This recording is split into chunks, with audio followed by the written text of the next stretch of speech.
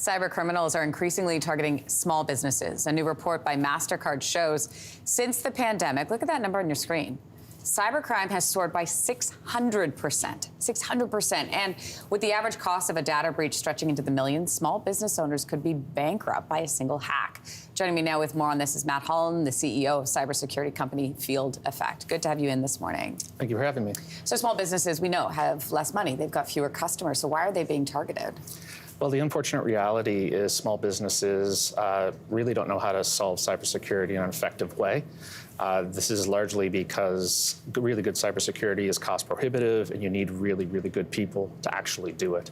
The type of solution a company should build involves really good people, really good processes and technology. And with the large skill gap in the world, filling that human gap is a real challenge, and then the cost on top of that of the technology is just, it's not something businesses can do, and ultimately why Field Effect has been designed, and it's what we do. It's what you do. Yeah. So nearly half of all businesses in this country have been the victim of some kind of hack.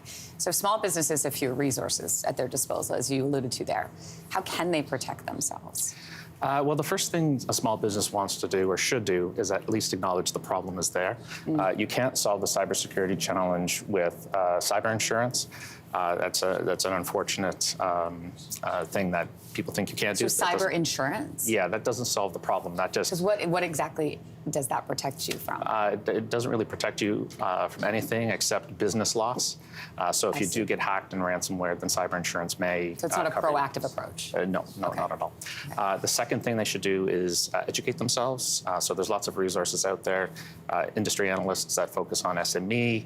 Our website has a fantastic knowledge base. And once you understand how to solve the problem, the next step would be acquiring a solution. The type of solution a small business should acquire is what's called managed cybersecurity. So that means you get technology and you get a team along with it. To draw a comparison, when you install a physical security system, you don't go out and buy the cameras, the motion sensors, and the glass break, and you don't build a team to run it. And cybersecurity is the same way. If you want to do a really good job, hire a company that provides you with the technology and the monitoring solution so you can just go about doing your business. It's, according to a recent Mastercard report, 30% of businesses that experienced a cyber attack lost customer data as a result. So if you are one of those customers, what should you do? I think the best thing to do is just be honest about what has happened and assume the worst. A customer-business relationship is built around trust, and if you do not acknowledge that something bad has happened, that trust gets broken.